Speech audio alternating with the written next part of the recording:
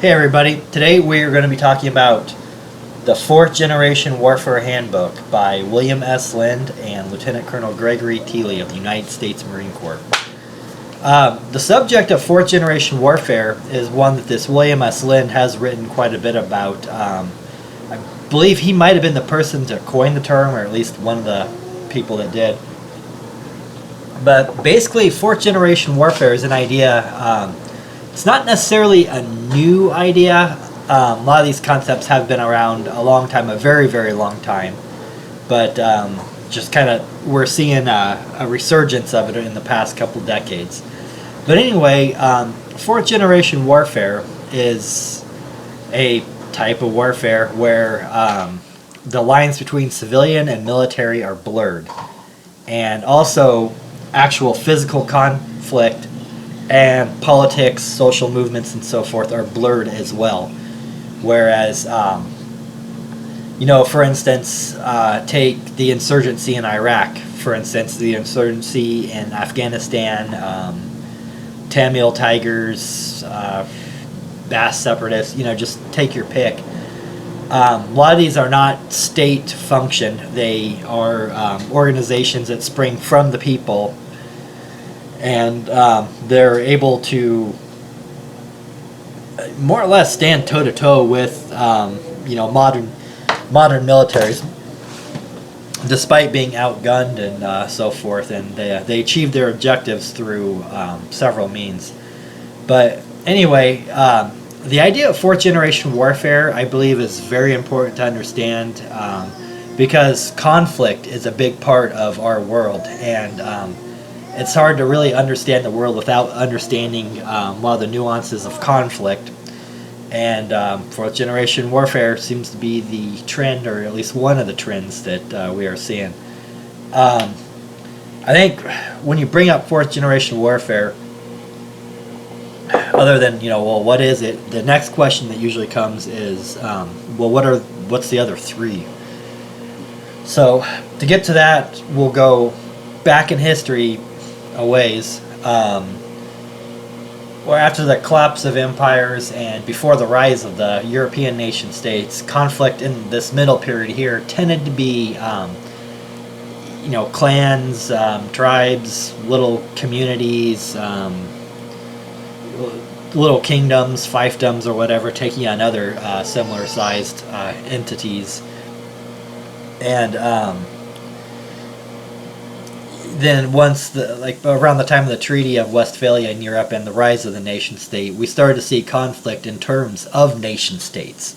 Whereas Germany versus France, England versus Netherlands, Russia versus France, whatever. And you picture these grand armies marching out on the battlefield and lining toe to toe, basically firing each other with muskets and stuff. Basically, from that period all the way up through the American Civil War, really, is kind of the way warfare was fought. And then, now the second generation of warfare is like World War I era.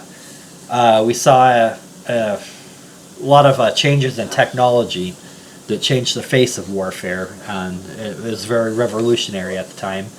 But like the machine gun, poison gas, tanks, airplanes, mass industrialization that made it possible to put up a shitload of barbed wire, the ability to put just massive fortifications all across your border, like the Maginot Line in France, so forth. Not to say the ancients didn't build some nice fortifications, but we were able to do it a lot quicker. And around World War I area. Now the third one would have been pretty much with Nazi Germany and their blitzkrieg tactics. And third generation warfare is defined by maneuverability. So the second generation warfare, you have these static positions and the artillery and machine guns and stuff, and it's basically who could throw all the firepower they can at the other people. Whereas in third generation warfare, they sought to bypass those fortifications, and warfare was a series of maneuvers, basically. Suppose you can maybe say the Spanish Civil War was the start of that. That's where you start seeing, close air support and so forth. And now, third generation warfare is stuck around, and second generation, for that matter. And that tends to be the framework which modern militaries work with right now. For example, the 1991 Gulf War and the 2003 invasion of Iraq were very textbook third generation warfare. Third versus second, kind of. You had these, the Iraqi army kind of dug in and trying to stand their ground, basically, and the United States and friends basically drove right through them, circled around them, and I think they were pushing on the gates of Baghdad within 72 hours or something like that, just something ridiculous like that. So that's, and then today, we're seeing a resurgence of non-state actors having a say in conflict that we have not seen for quite some time in world history. Like the people I mentioned earlier, the Iraqi insurgency, Afghans. There's a ton of them.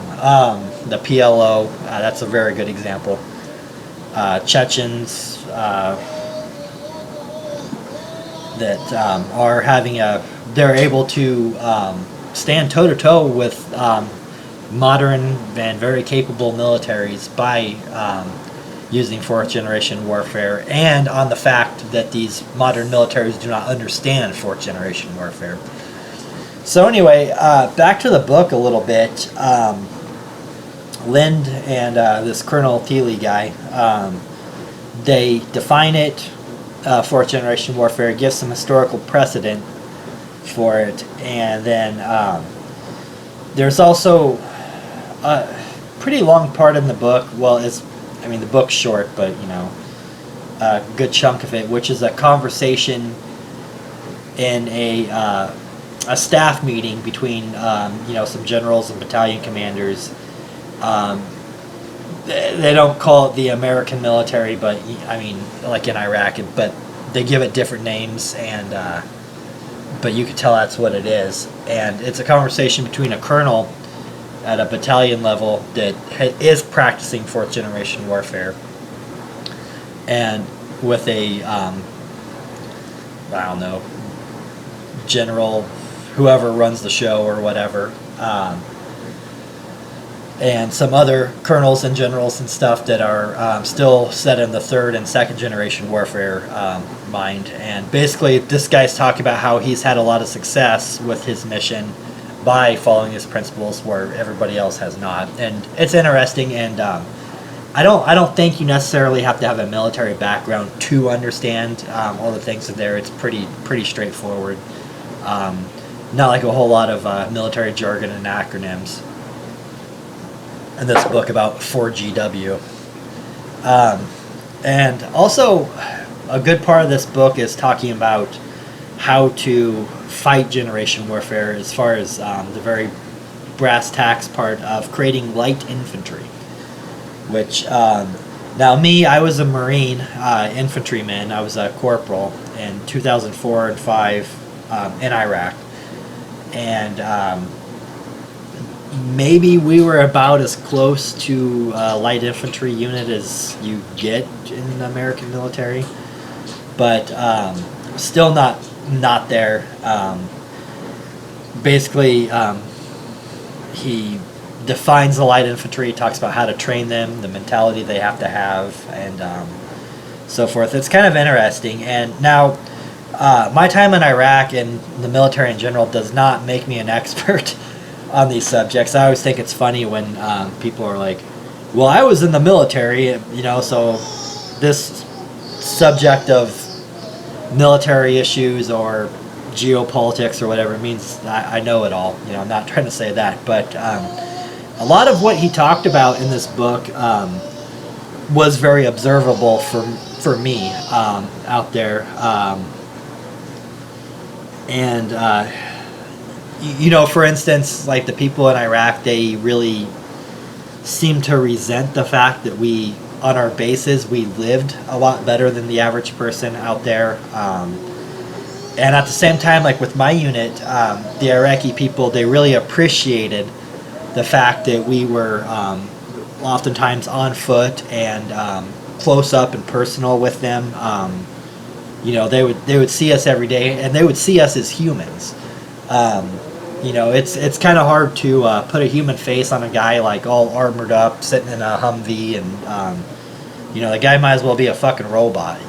But when they could see me face to face, and I'm chattering off a few words in Arabic at them and playing with their kids or whatnot, it goes a long way. And those people there, they, whether or not they actually wanted us there, like they did appreciate that. And Lynn in this book really champions that, I guess, because winning the hearts and minds really is a big part of fourth generation warfare, because as he points out, a lot of times where something does go wrong, it's really easy for the insurgency, or whatever you want to call the bad guys, to use that against us or whatever. I'm kind of having a hard time framing like sides or whatever on this that you guys are tracking. So like, for instance, the Abu Ghraib thing, a lot of people in the United States, when they saw that, were kind of like, yeah, fuck those guys, like, let them know that if they get caught, they'll get a chem light shoved up their ass or whatever. But that's not how it played out in Baghdad, for sure. That just served to really infuriate people and did bolster the insurgency. It's easy to get somebody to take up arms against somebody that's very brutal and out to humiliate them, and wanting to step on their throat. And it's a lot harder to get people convinced to take up arms against somebody that they see as a human being there to help. This fourth generation warfare, I don't know. I don't know if this book has made the Commandant's reading list or anything like that. I don't know if the Army has like a reading list or whatever. But I could see this book kind of being one of those things that gets passed around and probably gets cited, quoted, quite a bit, like in military circles. But at the same time, I think it's something that will probably be maybe oft-cited, rarely heeded. Just kind of like that book, that famous A Soldier's Load and the Mobility of a Nation, which I might talk about some other late time, that you kind of hear commanders and so forth quote that one when it's convenient for them, but not really following it all the other times. Might just be a book that some colonel might read and kind of, oh yeah, that's nice, yeah, but this shit, it's really difficult for us as the United States to really practice, I guess, or play out, just because it's not our style. It really isn't. We've built our military around having these wonderful logistics, massive firepower, the size, scope, and so forth. And but when you actually get on the streets of a place like Iraq or whatever, maybe it's not a good idea to have the close air support in an urban area. You don't need the tanks. You don't unless there's a huge battle or whatever. But the day-to-day kind of thing, that's not really what you need. And a lot of commanders still think in those, and civilians, politicians, so forth, still think in those terms. One thing he says in there quite a bit is, who cheered for Goliath versus David and Goliath, and we would tend to be the Goliath of the world, and there's a lot of Davids, and I don't know, it just needs to put a more moral, humane face on the Goliath. Maybe that kind of equalizes it sometimes. But this, I don't know, it's kind of funny to listen to civilians and a lot of military people, for that matter, too. Sometimes how they just don't get this shit. You know, that like this is how warfare has been playing out. But the thing I remember hearing a lot, you still hear it every now and then, is like the reason, the things weren't going very well in Iraq or Afghanistan or Vietnam, actually, for that matter, is that, they have our hands tied or hands behind the back. But it's like, well, what the fuck does that mean? Like if, President Obama or Bush or whoever, like at the time, just let go of the leash and we can go carpet bomb the place, or run it over with Abrams tanks, or shoot everybody on sight. It's like, well, like, how well do you think that would play off? Like, what would you do if you had your house bombed, or your neighbor's uncle's house or whatever bombed? Like, how would that go over with you? You'd be like, oh, it shouldn't have been a terrorist. Or would you be like, yeah, like, this is not cool, I'm going to go take up arms, or, I'm more likely to go take up arms or whatnot. We say hearts and minds a lot, but, it's, we do a little bit of that, but maybe could do more, I guess. I don't know if we want to get in these little entanglements. The other thing I think is funny is I remember, I don't know, like staff NCOs, maybe officers or whatever, before we went to Iraq, kind of framing the insurgency like in military like that we would think of, like talking about, yeah, these guys might have like cartridge belts, and you might use like these like squad tactics and stuff that we use, and kind of thinking in the mentality that like these guys are going to be like patrolling the streets the same way we will, and maybe we'll run into them or whatever. I don't know, it's just kind of funny. And I also, I don't know, just imperial hubris, it makes it kind of hard. We think we're the biggest, baddest, and we are. And dealing with, these primitive people or whatever could get kind of tricky. So yeah, definitely check this book out, Fourth Generation Warfare Handbook. It's pretty good. It's a quick read, and it'll get you up to speed with what Fourth Generation Warfare really is, and some examples of it and the mentalities. And it'll make the world seem make sense of the world a little bit better, and make sense of some of our foreign policy decisions and kind of how they've ended up over the past decade or two, too. But the thing about Fourth Generation Warfare that I personally think is kind of cool is how empowering this idea really is. History is full of individual citizens that have decided they've had enough, be it an oppressive government of their own or a foreign occupier or whatnot, that have stood up to a numerically and logistically, tactically superior foe, and ultimately have won, just by practicing fourth generation warfare. Sometimes it's not even always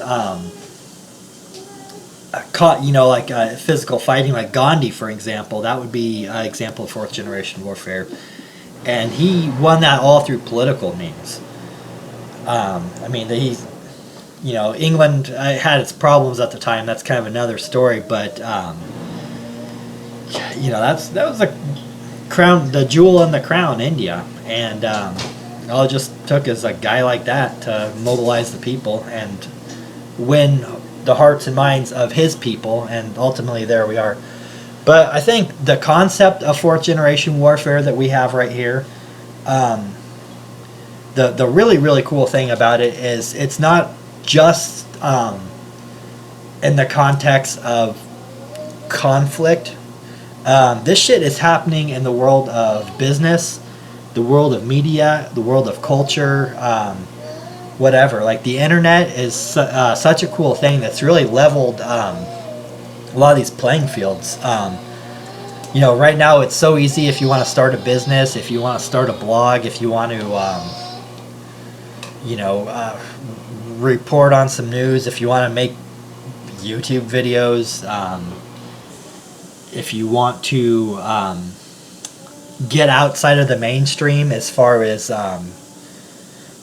pop culture, like say, you think like professional sports and TV shows are bullshit or whatever, it's easy to turn away from that. So we have a pretty big meta-political revolution going just because of this. And the traditional gatekeepers of business, media,